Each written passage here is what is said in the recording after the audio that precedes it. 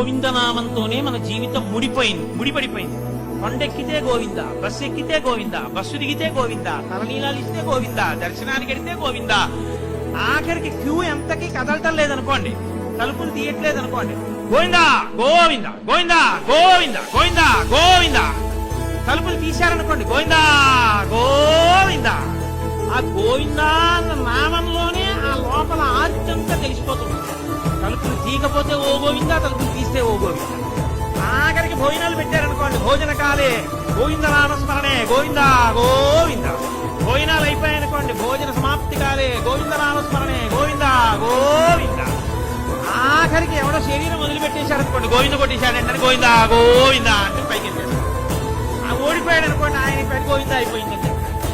పుట్టుక నుంచి ప్రాణం పోయే వరకు గోవిందనామాలతో మన జీవితాలు ముడిపడిపోయి